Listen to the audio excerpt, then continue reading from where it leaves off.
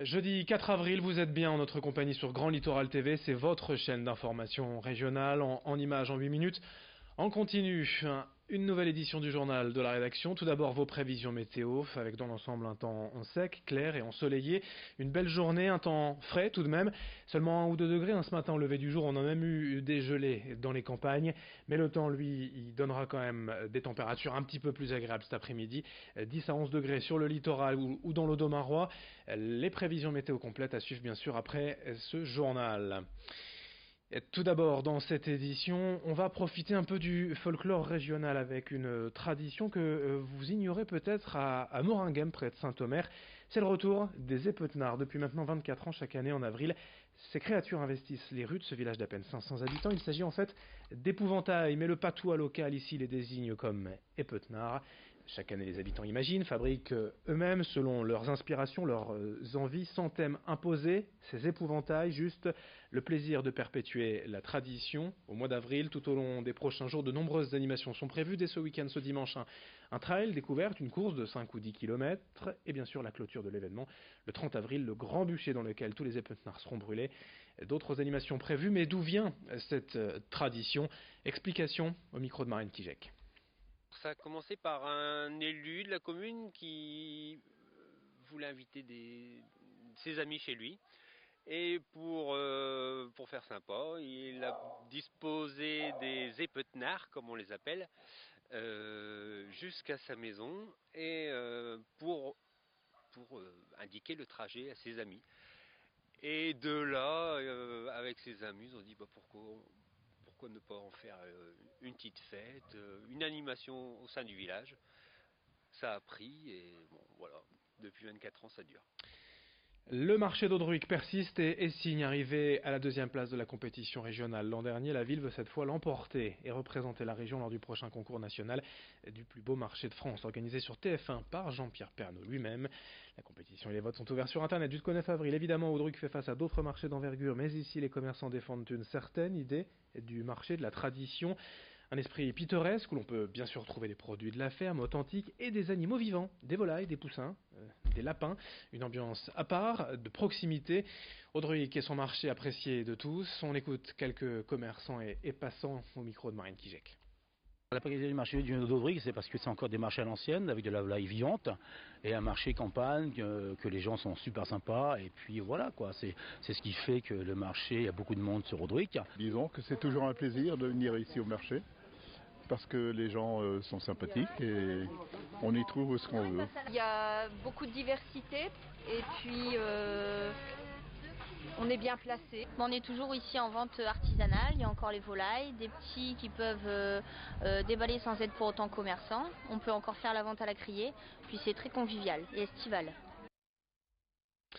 Dans ce journal également, une autre tradition à perpétuer, le patois du Nord. Et pour cela, de nombreuses associations montent au créneau et des troupes de théâtre également, notamment la troupe Tout dit pour rire qui crée des spectacles en patois afin de perpétuer ce folklore régional.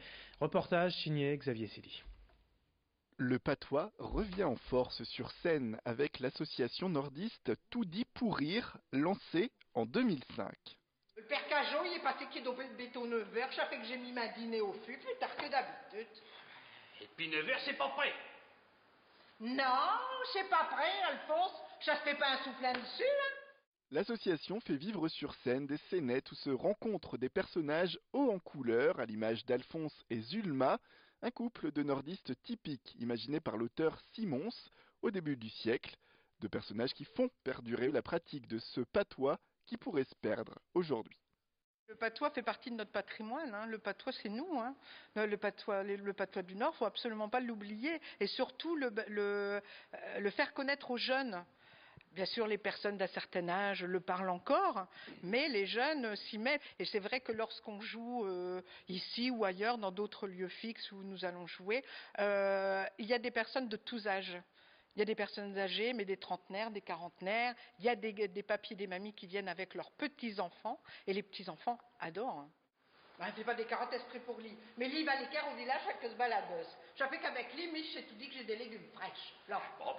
Les personnages patoisans ont cette faculté, selon les deux comédiens, d'apporter une touche de nostalgie qui fait fureur auprès de la population, à en croire notamment les succès des ch'tis au box-office. Il y a de la simplicité et de l'authenticité, je crois, dans le patois. C'est ce qu'on recherche aussi tous. On essaie de rechercher à la fois dans les lieux, mais aussi dans les textes de Simon. C'est vraiment la simplicité et l'authenticité. C'est partager ces moments de rire, ces moments de bonne humeur qui sont importants. Et on le sent avec le public quand on n'arrive plus à en caser une, tellement ça rit dans la salle. Bah, pour nous, c'est un bonheur immense, quoi. Je devrais encore bouffer rouf-rouf. C'est comme ça que je prépare un bon estomac, hein? Un estomac, pour si à l'entendre qui est fait. Et pour eux-mêmes dire qu'ils me chance des fers. Quand les comédiens de l'association Tout dit pour rire se produisent, que ce soit lors d'événements spéciaux ou lors de spectacles dédiés comme à la salle Les Trois Petits Cochons à Steinwerk, ils ressentent toujours l'impact que leur performance apporte. J'ai un souvenir d'un couple qui était venu nous voir après un spectacle et ils avaient la larme à l'œil, ces gens, en disant « Madame, vous nous avez projeté 30 ans, 40 ans en arrière, vous avez dit un mot dans le spectacle que nos grands-parents disaient, on n'entend plus. » Et je leur ai dit « Mais c'est quoi ce mot ?» Et ils m'ont dit « C'est le séglou. » Le séglou, c'est le hockey. Et on ne parle plus de séglou. Et ces gens pleuraient. Ils pleuraient. Donc j'ai pleuré avec eux. Parce que ça m'a touchée. Et dire que j'allais tuer le lapin comme si c'était de spot. Mais c'est pas le lapin que je vais tuer, mais c'est qui, je sais. C'est qui, ouais. Un petit mot de sport aussi pour être complet sur l'actualité du littoral, puisque l'USDK a joué hier soir en championnat de handball en Lidl Star League à Cesson-Rennes. Match nul 22 partout pour les handballeurs dunkerquois. Voilà pour cette édition, pour ce jeudi 4 avril sur Grand Littoral TV. À suivre bien sûr vos prévisions météo avec dans l'ensemble du soleil, mais un temps frais. On fait le point dans une poignée de secondes et on se retrouve dans moins de 8 minutes dès le prochain quart d'heure pour un nouveau journal. Très bonne journée à tous.